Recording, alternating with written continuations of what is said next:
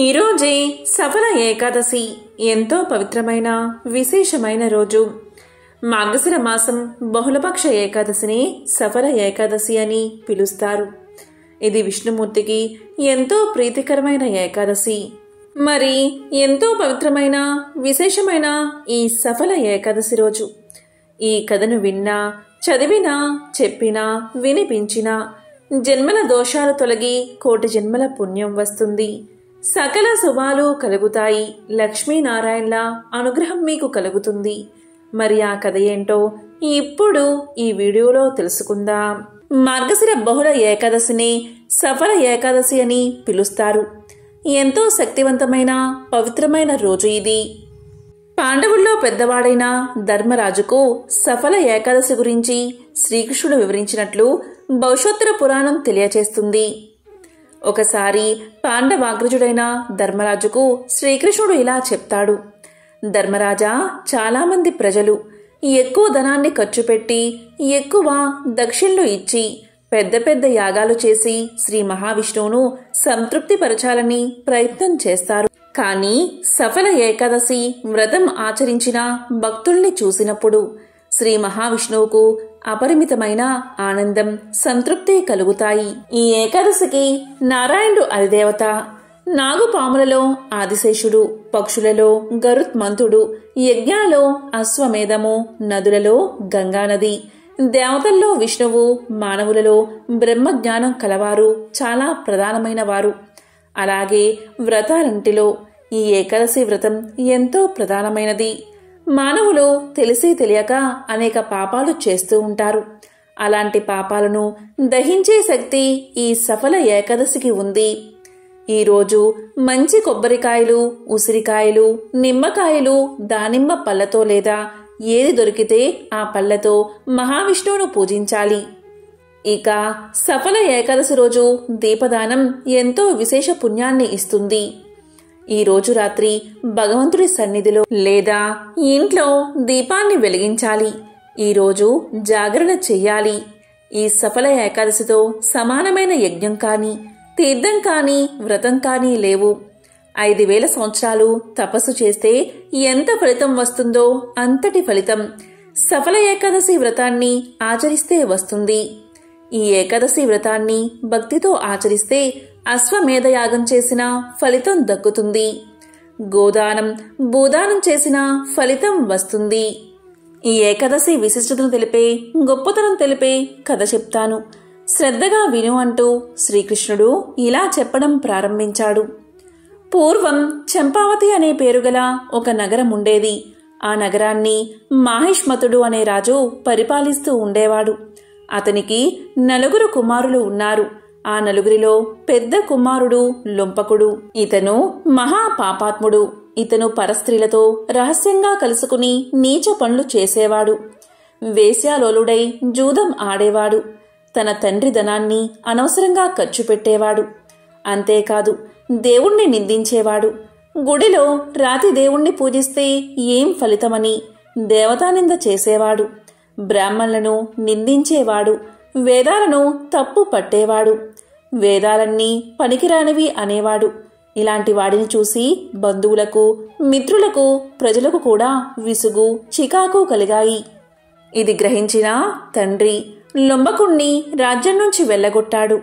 రాజ్యం నుండి వెలివేసిన ఇతనికి మిత్రులు కాని, బంధువులు కాని, ప్రజలు కాని ఆశ్రయం ఇవ్వలేదు. లొంబకుడికి ఏ పని తెలియదు. అప్పటి వరకు తండ్రి సంపాదనతో జల్సాలు చేసి ఒక్కసారిగా ఒంటరివాడు కాగానే ఏం చెయ్యాలో తోచగా ఒంటరిగా కూర్చుని మనసులో ఇలా అనుకున్నాడు.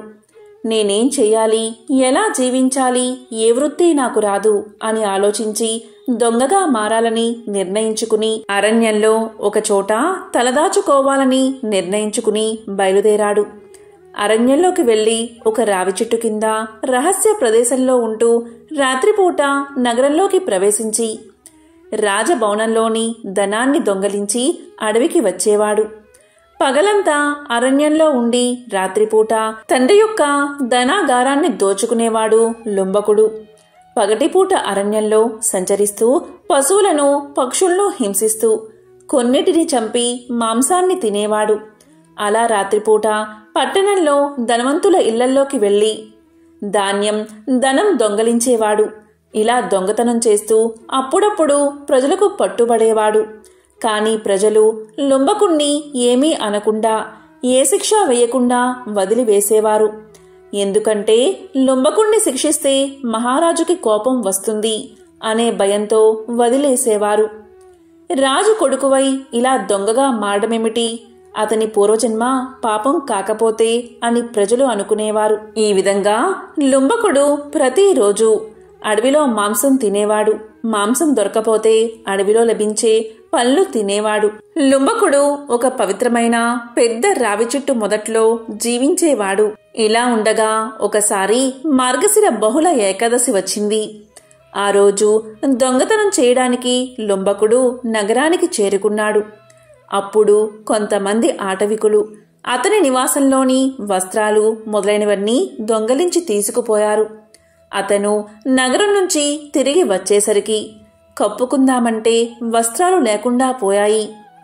దీంతో లుంబకుడు దశమినాటి రాత్రి చలి బాగా వేస్తుందని కప్పుకోవడానికి ఏమీ లేక చలిబాధకి కొయ్యబారిపోయాడు. చలిబాధకి తట్టుకోలేక వణుకుతూ లుంబకుడు రావి చెట్టు మొదట్లో వెచ్చగా ఉంటుందని ఆ రాత్రంతా ఆ చెట్టు కింద గడిపి ప్రాణాలు లేని శవంలా తయారయ్యాడు.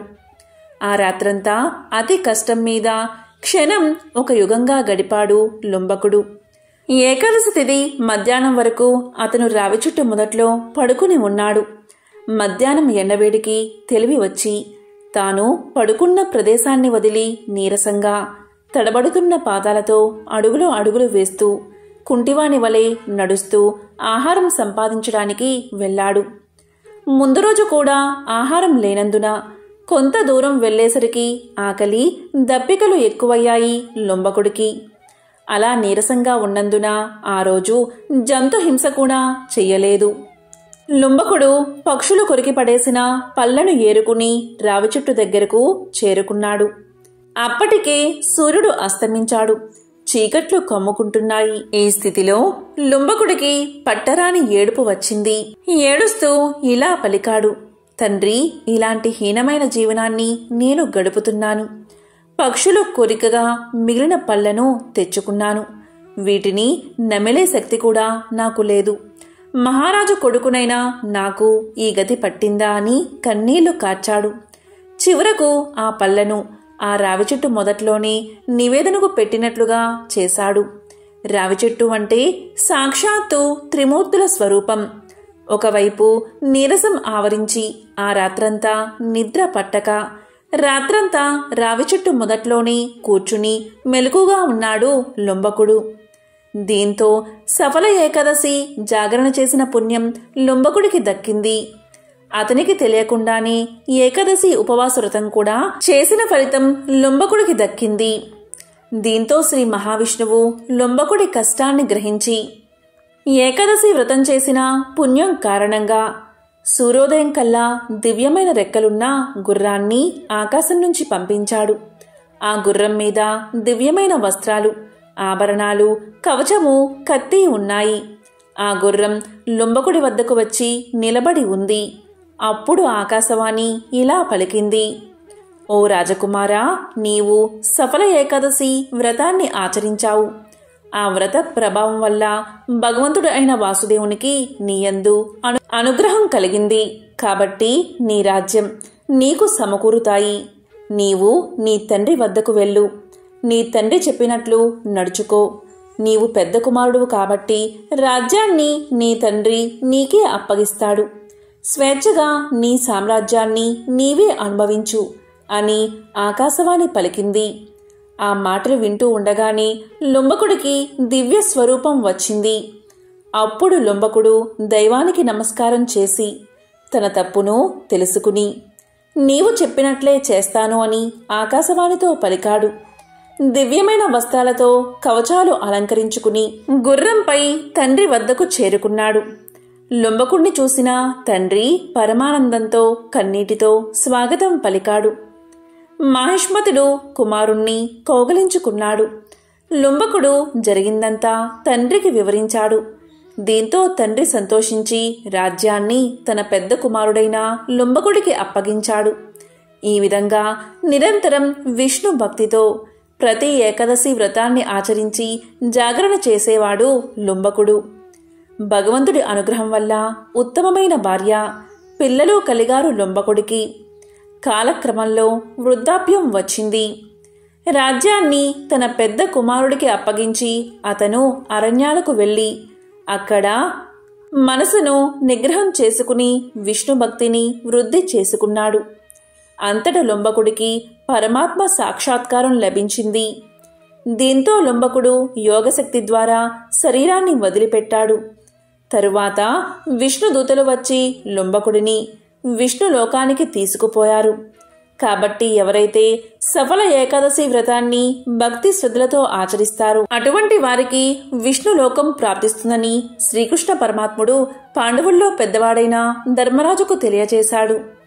ఎంతో పవిత్రమైన విశేషమైన ఈ కథను విన్నా, చదివినా, చెప్పినా, వినిపించినా రాజసూయ యాగం చేసిన మహాపుణ్యంతో పాటు స్వర్గలోక ప్రాప్తి కలుగుతుంది, భోగభాగ్యాలు కలుగుతాయి అని శ్రీకృష్ణుడు చెప్పాడు. ప్రపంచంలోని గొప్ప ఋషీశ్వరుల్లో ఒకరన్న అహంకారానికి లోనైన నారద మునీంద్రులు తన గర్వంతో చివరికి ఎటువంటి గుణపాఠాలను ఎదుర్కొన్నాడో ఇప్పుడు చూద్దాం. నారద మునీంద్రులు నిరంతరం విష్ణుమూర్తిని తాను రచించి గానం చేసిన పాటలతో స్తుతిస్తూ నారాయణ మంత్రాన్ని ప్రపంచవ్యాప్తంగా విస్తరించేందుకు ఉపయోగించేవాడు. ఒకనాడు చింతిస్తూ ఉన్న ఒక వ్యక్తిని గమనించాడు నారదుడు. క్రమంగా అతని వద్దకు చేరుకుని అతని చింతకు, ఆందోళనకు గల కారణాల గురించి వాకబు చేయడం ప్రారంభించాడు. అప్పుడు ఆ ధనవంతుడు ఇలా చెప్పాడు. తాను ఎంత గొప్ప ధనవంతుడినైనా ఆ ధనాన్ని ఉపయోగించుకోవడానికి తనకంటూ వారసుడు లేడని అతని చింతనగా తెలియచేశాడు. అదేవిధంగా తనకు పుత్రుణ్ణి ప్రసాదించమని కంటినిండా ఆశను కలిగి నారద మునీంద్రుల వారిని ప్రార్థించాడు. అప్పుడు నారదుల వారు ఇలా పలికారు. ఓ వర్తకుడా, నాకు వరాలను నేరుగా ఇచ్చే శక్తి లేదు. నేను ఎటువంటి వరాలను ఇవ్వాలి అనుకున్నా అది విష్ణుమూర్తి ద్వారానే ఇవ్వగలను. నేను ఈ విషయాన్ని స్వామివారితో సంప్రదించి నీకు మంచి జరిగేలా చూస్తాను అని తెలియజేశాడు నారదుడు. కానీ ఒక రకంగా ఇది సాధ్యమయ్యే పనేనా అనే సంశయం నారదుడిలో ఉంది. ఇక నారద మునీంద్రులు తన మనసులో ఉన్న ఆ వర్తకుని సందేశంతో విష్ణు భగవానుణ్ణి చేరుకున్నాడు. ఆ సమయంలో విష్ణు భగవానుడు తన నివాస స్థానమైన వైకుంఠంలో ధ్యానంలో కూర్చుని ఉన్నాడు. నారాయణ నారాయణ అని విన్న వెంటనే వచ్చింది నారద మునీంద్రుల వారిని వెంటనే అర్థం చేసుకున్నాడు మహావిష్ణువు. వెంటనే నారద మునీంద్రులు ఒక భక్తుడికి తమరి ఆశీర్వాదం కావాలని విష్ణువుని కోరుకున్నాడు. ఆ మాటలు విన్న విష్ణు భగవానుడు కళ్ళు తెరిచి ఎవరికి ఆశీర్వాదం కావాలి, ఎందుకని ఇవ్వాలి అని అడిగాడు. దానికి నారదుడు ఇలా సమాధానం చెప్పాడు. ధనవంతుడైన ఒక వర్తకుడి సమస్యను మొత్తం తెలియచేశాడు. క్రమంగా అతనికి పుత్ర సంతాన యోగ్యం కలిగించమని వేడుకున్నాడు. కాని అందుకు విష్ణు భగవానుడు ఇలా పలికాడు. నారద, ఆ వర్తకుడికి తండ్రయ్యే యోగ్యత లేదు. విధివ్రతను అనుసరించి విధానాలు ఉండాలి కానీ వాటిని మార్చే ప్రయత్నం అస్సలు చేయకూడదని తెలియచేశాడు.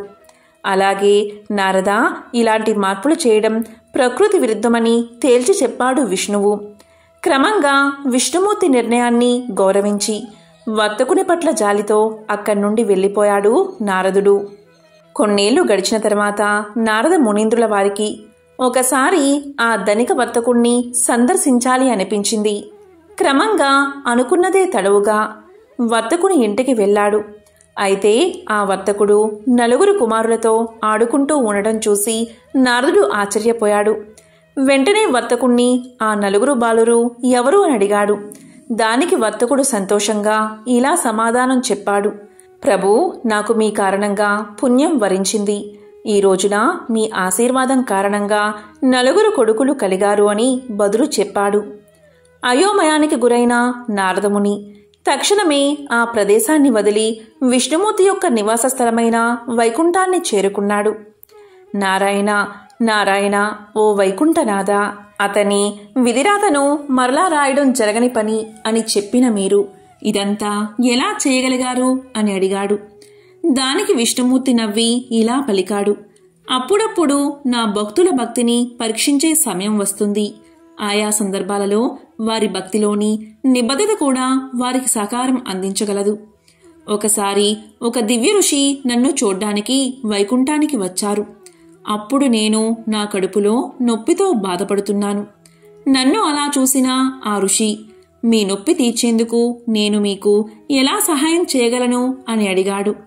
అప్పుడు నేను ఇలా చెప్పాను, భూమి మీద ఒక మానవుడి గుండె రక్తాన్ని పొందగలిగితే ఈ నొప్పి తగ్గుతుంది అని.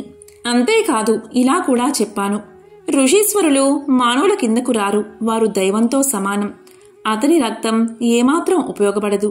కావున కేవలం భూమి మీద ఉన్న మానవుడి రక్తమే నా సమస్యకు పరిష్కారమని తేల్చి చెప్పాను.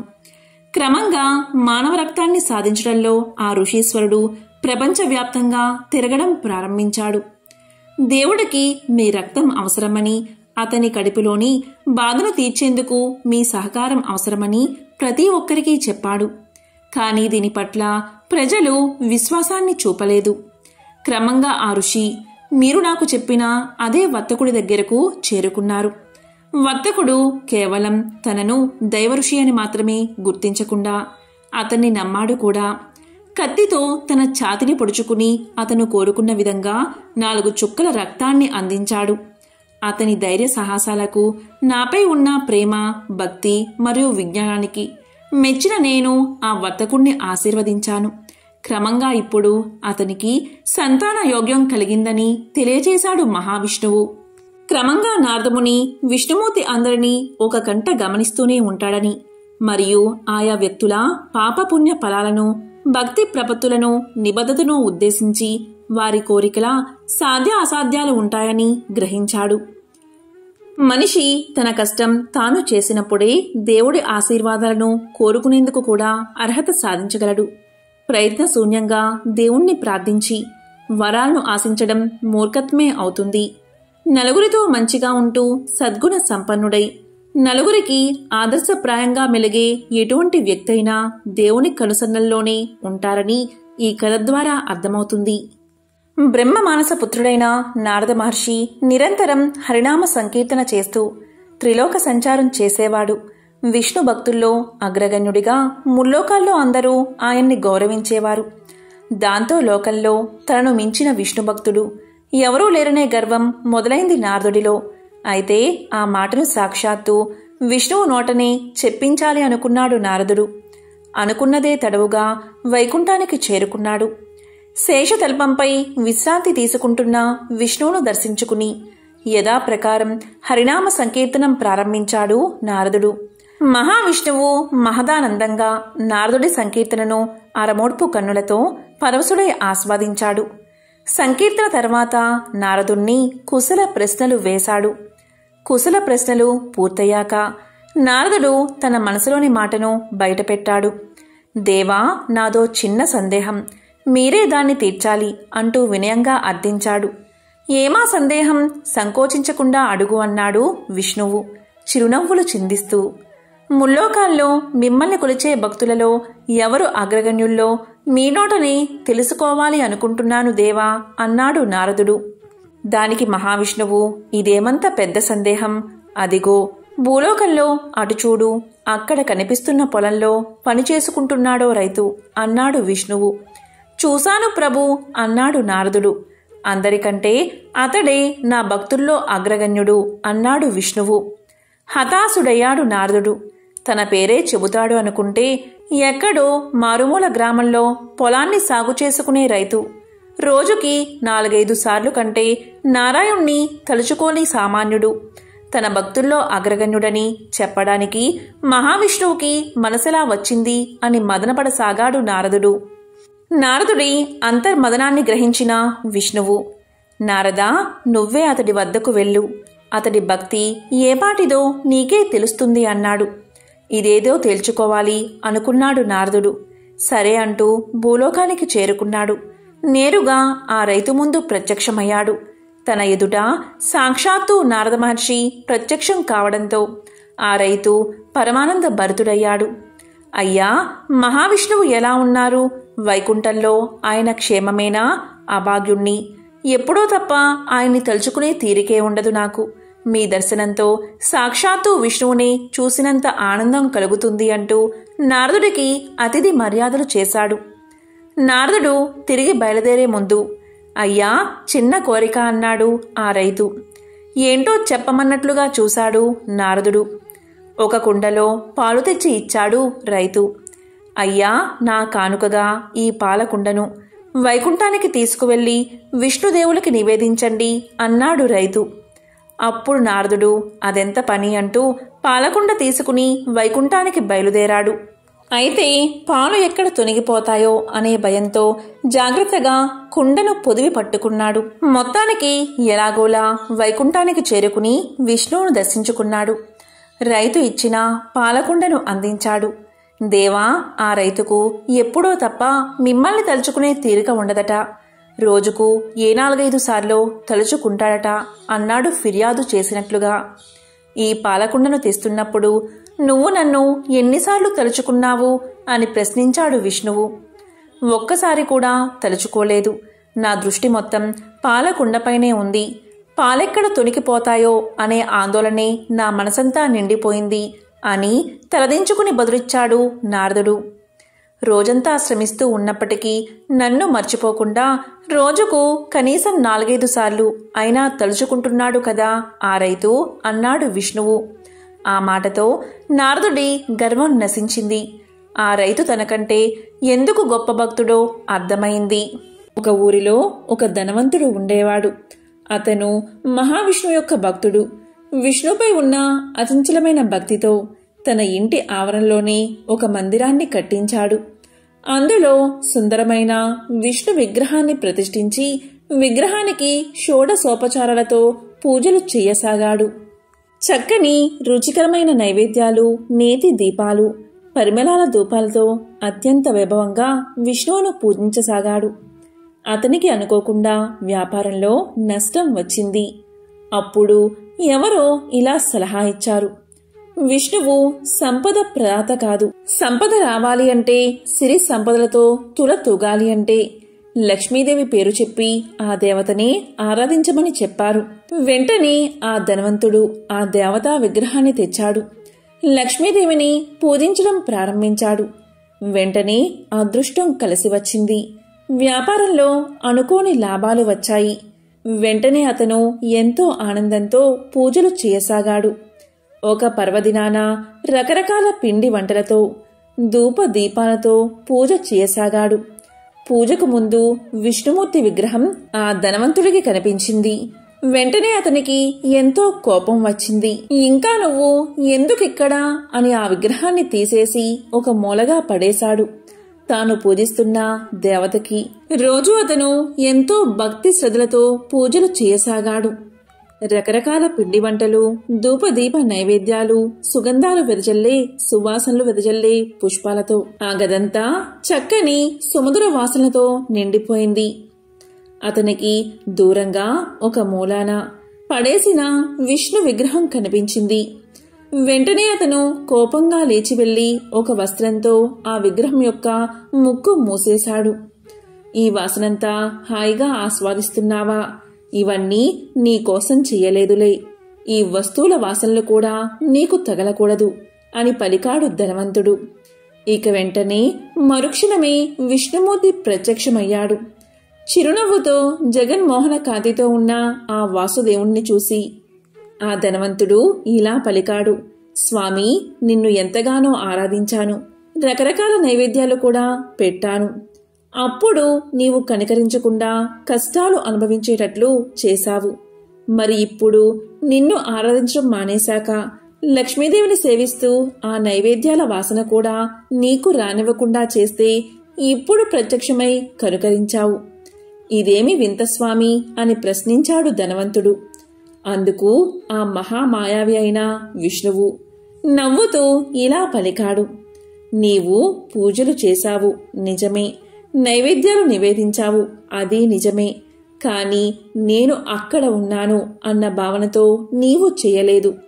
ఏదో పూజ చేశావు, ఏదో నైవేద్యం సమర్పించావు అన్నట్లు చేశావు, కానీ ఇప్పుడు నీవు అలా అనుకోలేదు. నేను ఇక్కడే ఉన్నాను అనుకున్నావు. ఆ వాసనలు కూడా, అంటే నైవేద్యాల గుమగుమలు కూడా నేను అనుభవిస్తున్నాను అనే భావన నీలో కలిగింది. నా ఉనికి, నా సాన్నిధ్యం నీ భావనలో పొందావు. నన్ను ద్వేషించినా నేను ఇక్కడ ఉన్నాను అనే భావన్ని చెందావు. ఇక్కడే ఉన్న నా ముక్కు మోసావు, అంటే అంత ప్రత్యక్ష భావన నీలో కలిగింది. ఎప్పుడైతే ఆ భావన నీలో కలిగిందో నా సాక్షాత్కారం లభించింది అన్నాడు మహావిష్ణువు. దానికి ఆ విష్ణు భక్తుడికి ఎంతో ఆనందం కలిగింది. ఆ రోజు నుంచి అతను ఎంతో భక్తిభావంతో లక్ష్మీనారాయణులు తన ఇంట్లోనే ఉన్నారు అనే భావనతో పూజలు చేయసాగాడు. చివరకు మోక్షాన్ని పొందాడు. మోక్షం అనే పదం దాదాపు అందరూ వినే ఉంటారు. ఏదో ఒక సందర్భంలో హమ్మయ్య మోక్షం కలుగుతుంది అనుకుంటారు. ఇంతకీ మోక్షం అంటే ఏమిటి, అదెలా లభిస్తుందో తెలియచేసే పురాణ కథ ఇది. త్రిలోక సంచారి అయిన నారదుడు ఒకసారి భూమి మీద ఉన్న విష్ణు భక్తులను పలకరించేందుకు వెళ్ళాడు. ఆయన 3 వ్యక్తుల్ని కలిశారు. వారిలో మొదటి వ్యక్తి ఒక ముని. నిత్యం హరినామ స్మరణలోని మునిగితేలే ముని దగ్గరకు వెళ్ళాడు నారదుడు. నారదుణ్ణి చూసిన ముని ఇలా పలికాడు, అయ్యా, వైకుంఠం నుంచి ఎప్పుడు వచ్చారు? విష్ణు భగవానుడు ఎలా ఉన్నారు? ఏం చేస్తున్నారు? మీరు తరచూ వైకుంఠానికి వెళ్తూ ఉంటారా అని ప్రశ్నలతో ముంచెత్తాడు. దానికి స్పందించిన నారదుడు ఇలా చెప్పాడు, శ్రీ మహావిష్ణువు బాగానే ఉన్నారు. వైకుంఠానికి నేను తరచూ వెళ్తూనే ఉంటాను అని సమాధానం చెప్పాడు. అప్పుడు ముని ఇలా అడిగాడు, అయితే స్వామి, ఈసారి మీరు వైకుంఠానికి వెళ్ళినప్పుడు నాకు మోక్షం ఎప్పుడు ప్రసాదిస్తారో స్వామివారిని అడగండి అన్నాడు. సరే అని ముందుకు సాగిన నారదుడు ఆ తరువాత చెప్పులు కుట్టే వ్యక్తికి కనిపించాడు. అప్పుడు చెప్పులు కుట్టే వ్యక్తి ఇలా పలికాడు, స్వామి, మిమ్మల్ని చూస్తే సాక్షాత్తు ఆ విష్ణుమూర్తినే చూసినట్లుంది. స్వామివారు ఎలా ఉన్నారు? వైకుంఠం నుంచి మీరు ఎప్పుడు వచ్చారు? ఏం చేస్తున్నారు అని అడిగాడు. అప్పుడు నారదుడు ఇలా చెప్పాడు, స్వామి బాగానే ఉన్నారు. నేను మళ్ళీ అక్కడికే వెళ్తున్నాను. నీ గురించి ఏమన్నా అడగమంటావా అన్నారు నారదులవారు. అప్పుడు చెప్పులు కుట్టేవాడు ఇలా అన్నాడు, అడగడానికి ఇంకేముంది తండ్రి, ఆ స్వామివారి కటాక్షం ఎప్పుడు లభిస్తుందో, నాకు మోక్షం ఎప్పుడు సిద్ధిస్తుందో కనుక్కోండి చాలు అన్నాడు. సరే అన్న నారదుడు వైకుంఠానికి తిరుగు పయనమయ్యాడు. వైకుంఠంలో స్వామివారి దగ్గరకు వెళ్ళిన నారదులవారు తాను భూలోకంలో కలిసిన వ్యక్తుల గురించి చెప్పి వారి సందేహాలు అతని ముందుంచారు. అప్పుడు మహావిష్ణువు ఏమన్నారు అంటే, నారదా, నాలో ఐక్యమయ్యేందుకు ఆ ముని మరెన్నో జన్మలు వేచి ఉండాలి. కానీ ఆ చెప్పులు కుట్టుకునే వ్యక్తికి మాత్రం ఇదే చివరి జన్మ అన్నారు మహావిష్ణువు. ఆశ్చర్యపోయిన నారదులవారు నిత్యం హరినామస్మరణలో మునిగితేలే మునికి మరెన్నో జన్మలు ఉండడమేమిటి? సాధారణ జీవనం గడుపుతున్న చెప్పులు కుట్టే వ్యక్తికి ఇదే ఆఖరు జన్మ కావడం ఏంటి అనే సంశయంలో ఉండిపోయాడు నారదుడు. ఇది గమనించిన శ్రీహరి ఇలా పలికాడు, ఈసారి నువ్వు వారిద్దరినీ కలిసినప్పుడు స్వామివారు ఏం చేస్తున్నారు అని వాళ్ళు అడుగుతారు కదా, అప్పుడు ఆయన సూది బెజ్జంలోంచి ఏనుగును పంపిస్తున్నారని చెప్పు. వారిలో ఎవరు గొప్ప భక్తులో నీకే తెలుస్తుంది అన్నారు. ఇక భూలోకానికి తిరిగి బయలుదేరి వెళ్ళిన నారదుడు మళ్ళీ ఆ ఇద్దరినీ కలిశాడు. ఎప్పటిలాగే స్వామివారు ఏం చేస్తున్నారని అడిగితే శ్రీహరి చెప్పమన్నా సమాధానమే చెబుతారు నారదులవారు. ఆ విధంగా నారదుడు చెప్పిన వెంటనే ముని ఏమన్నాడంటే, భలేవారే, సూది బెజ్జంలోంచి ఏనుగును పంపించడం ఎలా సాధ్యం? మీరు నాతో పరాచికాలు ఆడుతున్నట్లున్నారు, లేదా ఏదో భ్రాంతికి గురై ఉంటారు అన్నాడు ముని చిరునవ్వుతో. కాని చెప్పులు కుట్టే వ్యక్తి ఇలా అంటాడు, మంచిది మంచిది, స్వామివారు తలుచుకుంటే సాధ్యం కానిది ఏముంటుంది అన్నాడు. స్వామివారు ఎంత గొప్పవారైతే మాత్రం అంత అసాధ్యమైన కార్యాన్ని చేయగలని నువ్వు నమ్ముతున్నావా అని అడుగుతాడు నారదుడు. దానికి చెప్పులు కుట్టుకునే వ్యక్తి ఇలా చెప్తాడు: నారదా, భలేవారే, భగవంతుడికి అసాధ్యమంటూ ఏముంటుంది? ఇదిగో ఈ మర్రి పండును చూడండి. ఈ మర్రి పండులో వేల గింజలు ఉన్నాయి కదా. ఆ గింజలన్నీ మళ్ళీ మర్రి చెట్లుగా మారతాయి కదా. పోనీ అక్కడితో ఆగుతుందా? ఆ మర్రి చెట్టు ఊడలు కిందకి దిగి విశాలమైన వనంగా మారుతుంది. ఇంత చిన్న పండులో అన్ని మహావృక్షాలు ఇమిడి ఉన్నప్పుడు స్వామివారు చేసిన దానిలో ఆశ్చర్యం ఏముంది? సృష్టిలో ఇలాంటి అద్భుతాలన్నీ ఆయనకి సాధ్యమే కదా అన్నాడు చెప్పులు కుట్టుకునే వ్యక్తి. పైకి ఎంతో సాధారణంగా కనిపించి ఆ భక్తుడి మనసులో భగవంతుని పట్ల ఉన్న విశ్వాసం ఎంత బలమైనదో నారదుల వారికి అప్పుడు అర్థమైంది. మోక్షం చెప్పులు కుట్టే వ్యక్తికి ఎందుకు ముందుగా వస్తుందో నారదుడికి తెలిసింది. సఫల ఏకాదశి రోజున ఈ వస్తువులు మీ ఇంటికి తెచ్చుకోండి. లక్ష్మీ కటాక్షాన్ని పొందండి. ఈరోజు ఈ వస్తువులు ఇంటికి తెచ్చుకోవడం వల్ల అంతా శుభమే కలుగుతుంది. దరిద్రం తొలగిపోతుంది. మరి ఆ వస్తువులేంటో ఇప్పుడు తెలుసుకుందాం. మొదటిది వెండి హంస. ప్రతి ఒక్కరికి ఉండే ప్రధాన సమస్య డబ్బు.